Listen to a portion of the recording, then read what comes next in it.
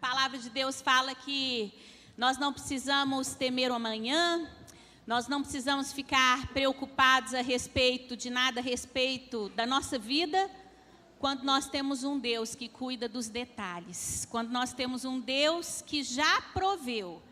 Não é que Ele vai prover, não. Ele já proveu todo o escape nas nossas vidas.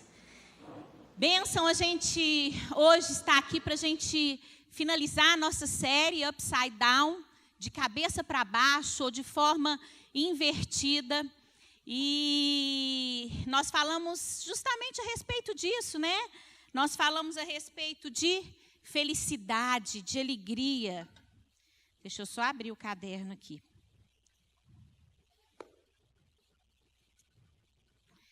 E nessa série, então, a gente quis, por quê, né? De cabeça para baixo, por que de forma invertida? Porque os conselhos e aquilo que a palavra de Deus nos ensina a respeito de uma verdadeira felicidade, só é possível ser encontrada, só é possível ser vivida, só é possível ser experimentada, uma vez que eu possa encarnar todos os conselhos, todas as palavras vindas daquele que é o meu Criador. Quando a gente quer que um aparelho funcione de forma plena, em todos os seus benefícios, então a gente vai lá, a gente procura o manual de instrução. É assim? Não, muitas vezes a gente não lê o manual de instrução e a gente já quer usar o aparelho e depois a gente fala, não, nem sabia que fazia isso. Não, mas faz isso? Me ensina. Ah, não sabia que fazia isso também. Tem essa função? Né? E assim é com a palavra de Deus. A palavra de Deus é o nosso manual de instrução. Então, nós precisamos encarnar e trazer todos os conselhos daquele que é o nosso fabricante, para que, de fato, a gente possa funcionar de forma plena. E o objetivo dessa série, de fato, foi revelar onde eu posso encontrar a verdadeira felicidade. Onde está escondida a verdadeira felicidade? Todos nós ansiamos tanto em sermos felizes. Se você andar pelas ruas e perguntar, o que você quer? Eu quero ser feliz. Eu quero ser feliz. E então o homem, por mais que ele se esforce e por mais que ele busque pelas suas próprias mãos, pela sua própria força, ele nunca vai ser capaz de conseguir a felicidade, se não for de fato essa felicidade que vem do manual de instrução. Essa felicidade que vem daquele que é o nosso Criador. Então, o conceito de felicidade de Deus é totalmente contrário àquilo que muitas vezes nós estabelecemos para as nossas vidas. E por isso, upside down, de cabeça para baixo, de forma invertida. O mundo fala tanto a respeito de sermos independentes. Seja independente. Não dependa de ninguém. E nós vimos semana passada, né, e se você não esteve aqui, você depois pode acessar o Facebook, SoundCloud, o YouTube, com a palavra a respeito do Sermão do Monte, de Mateus, onde fala todas as características de fato de um homem, de uma mulher que é verdadeiramente feliz. Então, são conceitos que falam para nós, dependa do poder de Deus. Dependa da graça, busque incessantemente. E nós usamos até um elemento aqui, eu não sei quantos lembram, onde tinha diploma, onde tinha tesouros, onde tinha pessoas, onde tinha muito lazer, onde tinha todas as coisas. E aí, no meio daquilo tudo, a gente tinha que encontrar o reino de Deus. A palavra de Deus é muito clara e a palavra de Deus fala para nós o seguinte: busque em primeiro lugar o reino de Deus e a sua justiça. E as outras coisas serão consequências na sua vida. E as outras coisas serão acrescentadas. A sua felicidade vai ser acrescentada. Você não precisa buscar essa felicidade. Você precisa, de fato, viver tudo aquilo que Deus tem como propósito. E só é possível quando há essa conexão. Quantas vezes nos nossos conceitos de felicidade, nós rompemos com essa conexão do Criador. Nós rompemos com aquilo que de fato é a planta, algo que nos rega para poder gerar vida. Nós não temos nenhuma outra perspectiva a não ser buscar de fato um reino de alegria naquele que é o nosso Senhor. E no dia de hoje, eu quero te convidar a abrir sua Bíblia lá em Romanos, no capítulo 12, e nós vamos ler o versículo 1 e 2.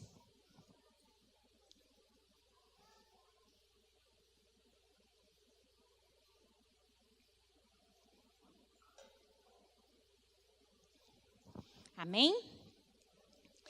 E fala assim, então. Portanto, Romanos capítulo 12, versículo 1 e 2. Portanto, meus irmãos, por causa da grande misericórdia divina, peço que vocês se ofereçam completamente a Deus como um sacrifício vivo, dedicado ao seu serviço e agradável a Ele. Essa é a verdadeira adoração que vocês devem oferecer a Deus. Não vivam como vivem as pessoas desse mundo, mas deixem que Deus os transforme por dentro, por meio de uma completa mudança da mente de vocês. Assim, vocês conhecerão a vontade de Deus, isso é, aquilo que é bom, perfeito e agradável a Ele. A palavra de Deus está dizendo aqui em Romanos 12, olha, não nade conforme o curso desse mundo. Não busque simplesmente as coisas sobre a ótica do mundo. O conceito de felicidade em Deus traz uma ótica diferente daquilo que é a ótica do homem. E para que você possa experimentar de fato a vontade dele. E como é a vontade de Deus? A vontade de Deus é boa, ela é perfeita e ela é agradável à nossa vida, ao nosso coração, às nossas circunstâncias. Você não pode se amoldar nesse padrão. É isso que a palavra está dizendo. E é isso que a gente quer trazer para a nossa vida. Nós precisamos de revolucionar o nosso pensamento. Nós precisamos de romper com paradigmas. Nós precisamos de parar de pensar conforme o curso natural desse mundo. E parar de irmos na correnteza. É esforço.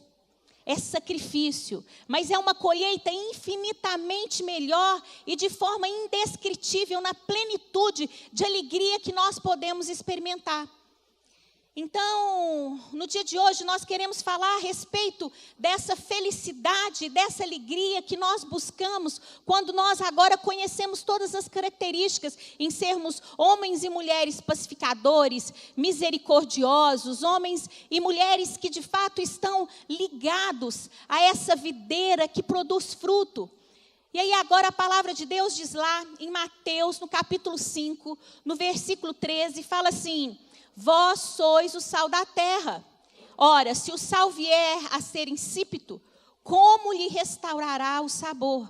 Para nada mais presta, senão para ser lançado fora, ser pisado pelos homens. Vós sois a luz do mundo. Não se pode esconder a cidade edificada sobre um monte, nem se acende uma candeia para colocá-la debaixo da cama, mas no velador, e ilumina todos os que encontram naquela casa. Assim brilhe também a sua voz diante dos homens, para que vejam as vossas boas obras e glorifiquem ao vosso Pai que estás no céu.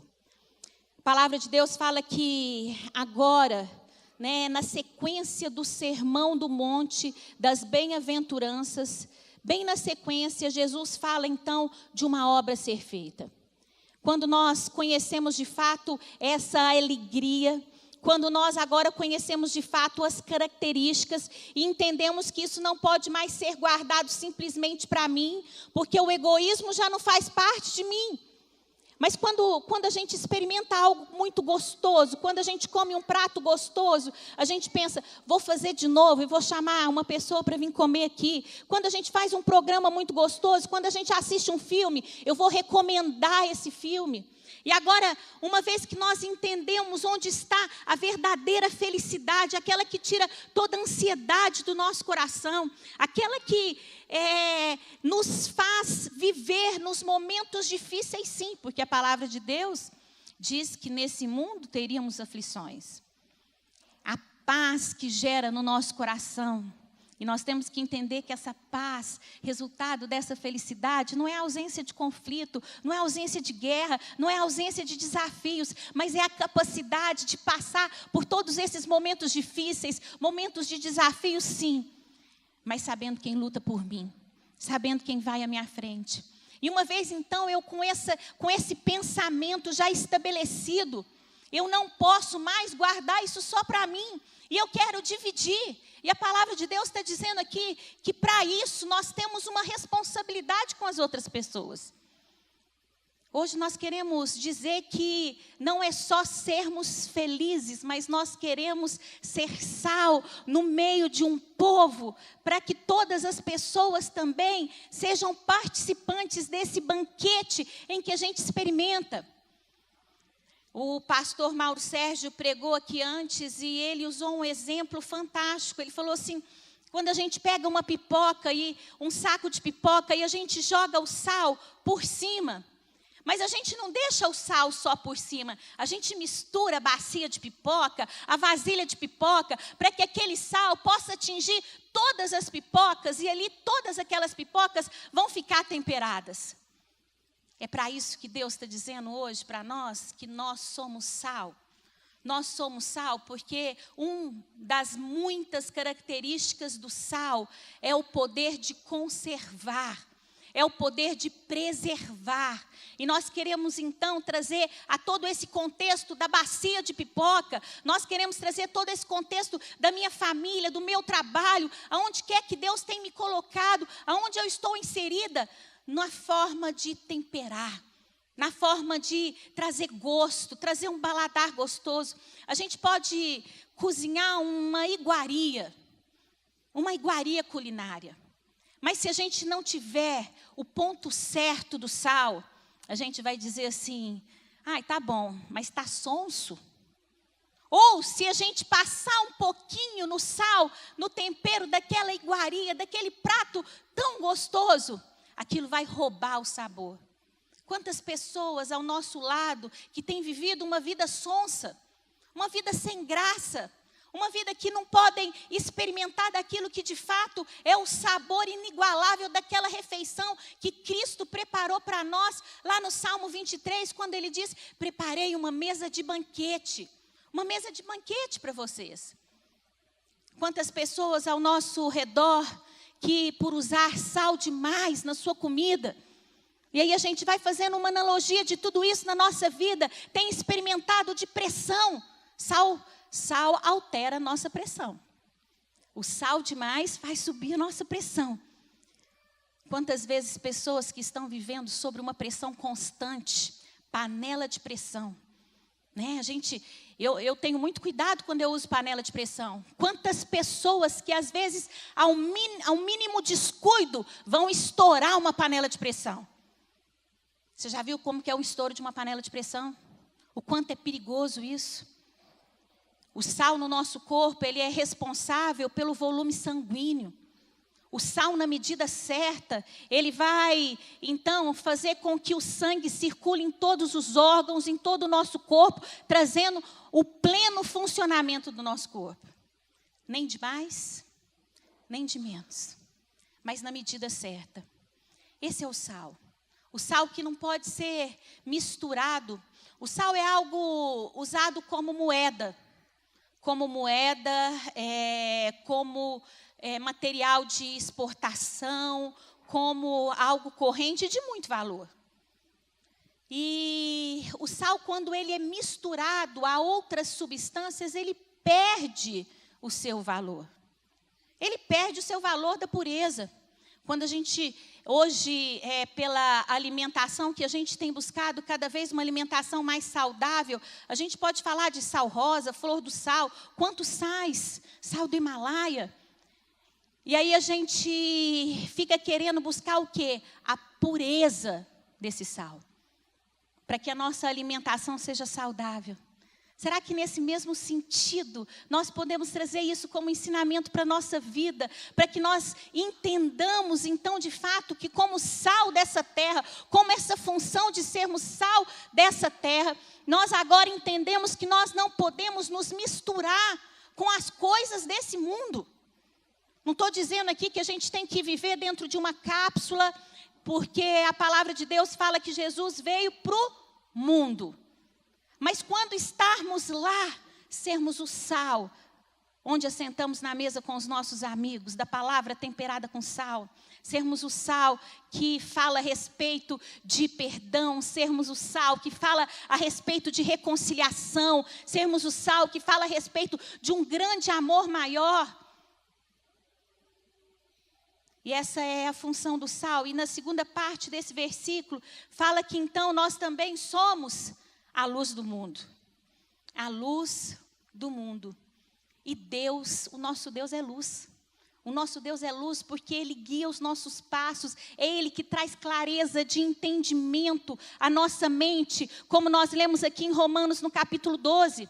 É Ele quem clareia. Quantas vezes a gente precisa de uma instrução, um conselho, uma direção de Deus. E aí a gente pede para Ele. E Ele vem com toda a sua grandeza em sabedoria. E toda a sua bondade e misericórdia. E aponta. E faz com que muitas vezes, sabe quando a gente vai no cinema? E às vezes está escuro. E tem aquelas luzinhas que vão indicando aonde você tem que andar. Em meio a muitos momentos de escuridão, Deus é a nossa luz. E Ele fala assim, como eu sou a luz, agora eu quero fazer essa luz brilhar em você. Não que nós temos luz própria, nós não temos luz própria. Mas a luz de Cristo hoje habita em nós. E assim nós podemos iluminar, assim como filhos iluminados. A palavra de Deus falando que nós somos colocados em lugares altos. Não embaixo da cama, mas no veladouro, ou seja, num lugar alto, onde pode trazer então iluminação a toda uma casa. Meus irmãos, no dia de hoje, nós queremos entender que a alegria na nossa vida, ela só pode ser completa, segundo essa palavra. E lá em João, eu queria te convidar a abrir a Bíblia, lá em João, no capítulo 15.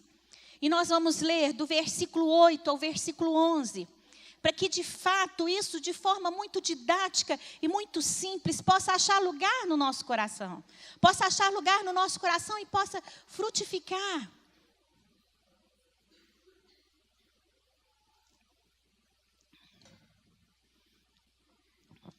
João capítulo 15, versículo 8 a 11 diz assim: Nisso é glorificado meu Pai, em que deis muito fruto, e assim vos torneis meus discípulos.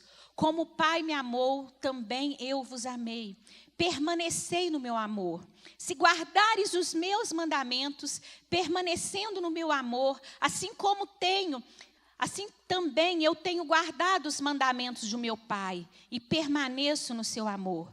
Tenho-vos dito essas coisas, para que de fato a alegria esteja em vocês e a tua alegria seja completa. A palavra de Deus está dizendo aqui em João, no capítulo 15, que quando nós entendemos então, de fato, esse conceito de Deus a respeito de alegria, nós só vamos experimentar de uma alegria completa, plena, transbordante, quando nós dermos frutos. Quando nós dermos frutos, nós estamos dizendo aqui que é gente feliz, gente contente, gente que conhece a fonte da vida, que quer trazer mais gente para dentro dessa bacia de pipoca. É gente que não se contenta em viver sozinho essa felicidade, mas é algo tão lindo, é algo tão bom, que eu preciso repartir isso com quem está ao meu lado. Eu preciso.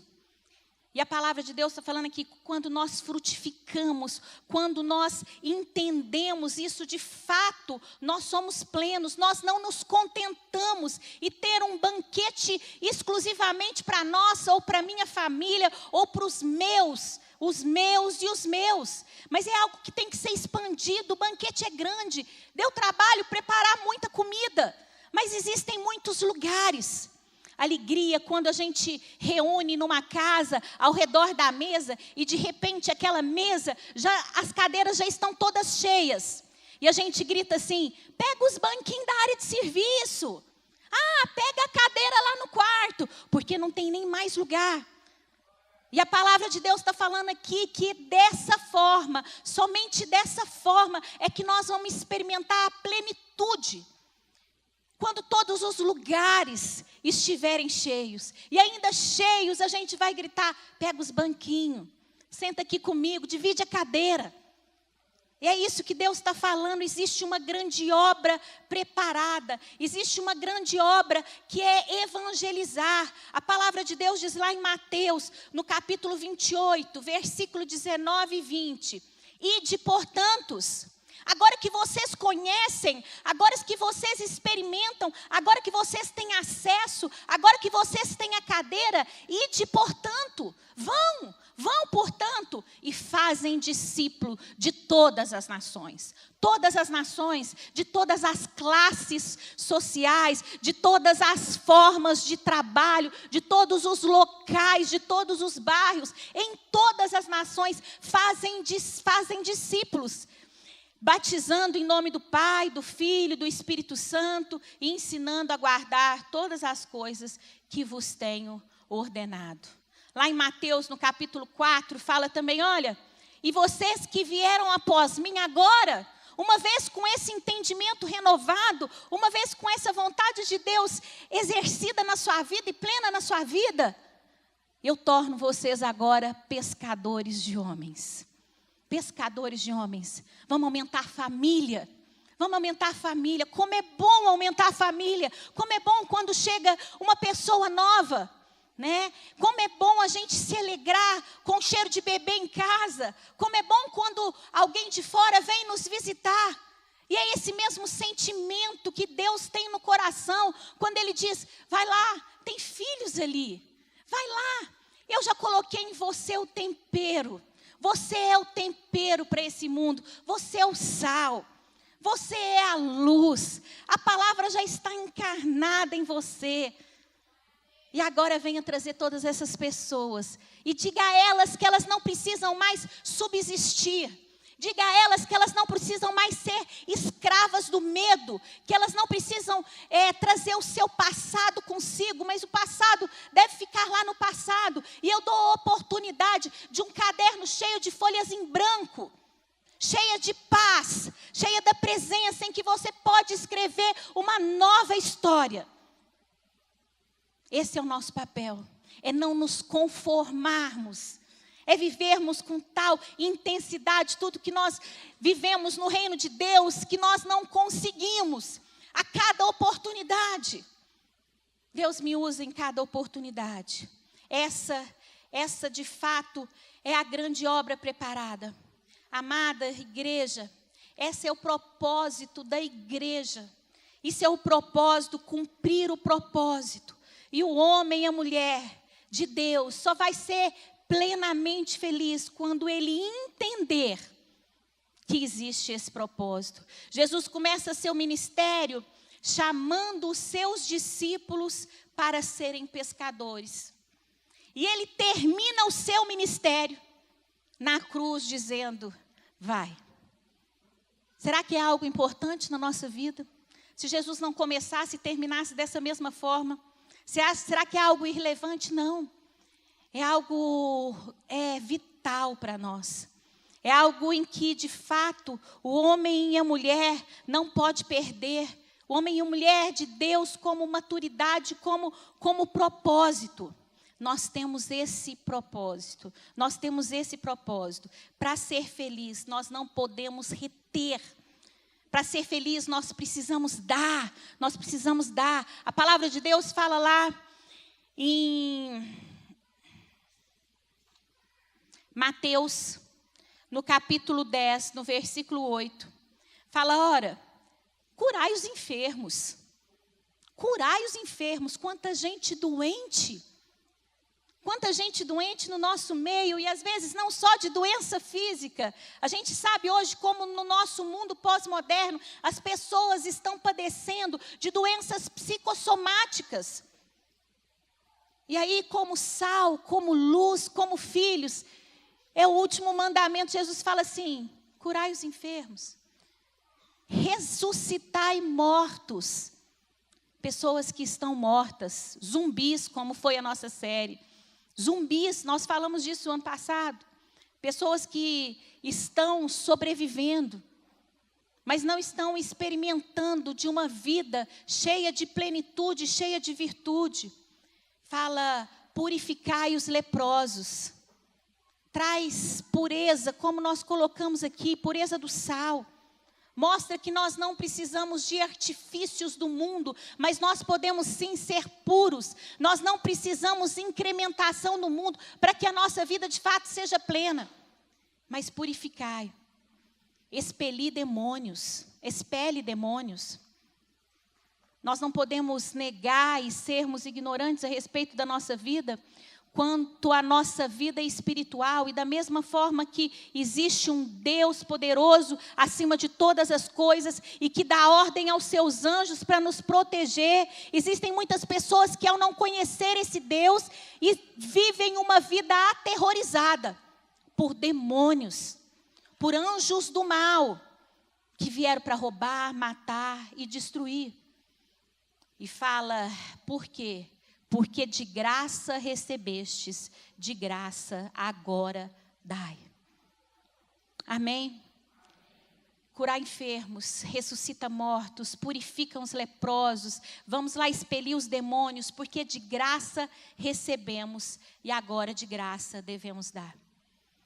Amada igreja, a palavra de hoje fala a respeito do nosso propósito de vida.